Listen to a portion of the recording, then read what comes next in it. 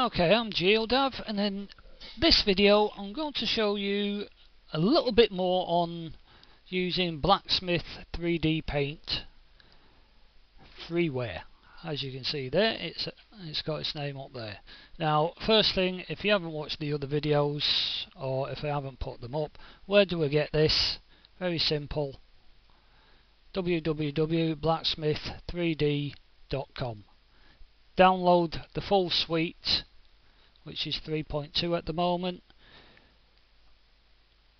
Quite Gucci, but obviously if you want the full version to continue, you have to pay for it. But what I use this for is, as you'll see in a short moment, is just very simple painting onto a mesh. Okay, now first thing we have to do is import the mesh. We'll go for body. Go on then. There we go. Yeah, thank you. Now you can see this fantastic mesh that I've made before. Now you might have noticed in my other videos I export everything that I create as an OBJ. Now the reason for this is obviously this free software. I don't spend a great deal of time in this, so if I sort of mess up a little bit, then you know why. Okay, the first thing we need to do is create, well, as you see here, no map applied. Well, how do we make a map? Well, first thing you have to do, well, we don't want to use that one, is create a new map. Right click over here, create a new map. Okay, we'll call that body, and I want it as a TGA. Now, because it's a freeware version, you're limited to 1024 by 1024 texture size. Something I can live with.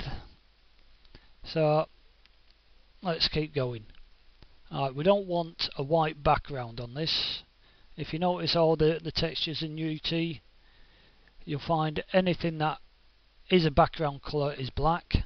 So how do we do this? Very easily, right click on it, invert colours, and there you go, black. Still not applied. Okay, into the manager, click on materials, go on, open, there we go, click on there on the little arrow, you see channel map, channel colour map. Now with the freeware version you can create a colour map and a bump map. For this one we will just make a colour map. As you can see, click on the arrow, pick the one I want, gets applied. Okay, nice and black. Next thing, what do we want to do with this? Well, we want a paint on it. Now, as you can see up here, we're just in the front view. Now, for what I'm going to do, it's very handy, because all I want to do is make a nice stripy colour going across there, and I don't want to have to fiddle about rotating it and all the rest. I'm just going to make it nice and simple. So let's just move these round. It's like any paint program. Just go to pick colours, paintbrush, increase the size a little bit here, take it up to about 25, that'll do. Now because I want to paint the whole object in this one view, we have to look at the culling. Now you've got none, backface, per pixel, well per vertex, per pixel. The one I'll use on this is none. So that means anything that I go over with my brush here will get painted on.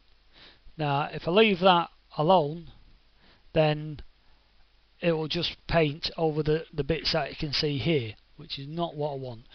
Obviously if you just want to make sure you're painting the top surface, check the back face as well. Play around with this as much as you want, but we'll just keep this nice and quick. As you can see, this area down here, the messages window flashing at me all the time. It's freeware, so you put up with it. Little reminders there, version, map size, saving, all the rest of it. So we'll just get on with this. Now, like any paint program, holding the left key, mouse button, painting across there, go up a bit, there we go, and a bit more, there we go. Now change my colour, go for a nice yellow because I like bright colours, and again going across a little bit further down. Now you see here these artifacts. Now that's because of my UV map. When I mapped it, I forgot that in Max a lot of the time it forgets to weld the ends of the cylinders on the vertices. So we'll see how that looks in game, but obviously I'm not really too bothered with this model. Alright, next colour we'll go for blue. No, I wanted a green actually. Let's get a bit of green in there. Click OK. Bit of green down here. There we go. As you can see, I'm just going across. Nice and easy. Bit of blue. Now the reason why I'm doing this is when we look at the map in a minute, if you haven't seen my UV map of this body, you're going to be quite surprised with the results. Last thing we're going to go for is a set of brown boots. Okay, there we go.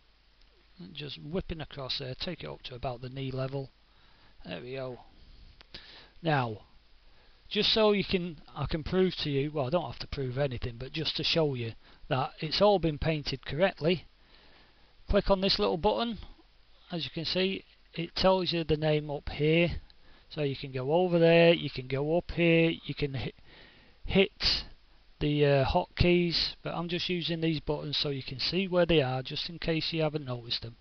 Now I'm going to rotate, as you can see here, it changes to user, and look at that. Now some of you might say, well that's not that great, is it? You think, well, okay, doesn't look that great, but let's have a quick look at the thumbnail of the map. Now look at that. If you have watched, just move that up there, my video on using this mesh, you would have seen this already.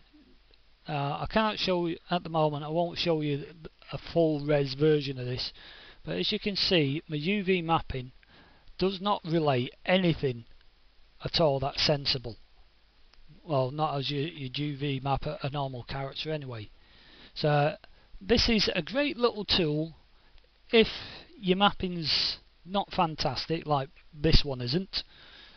Plus, I hope when we actually get it in game that these seams won't show up.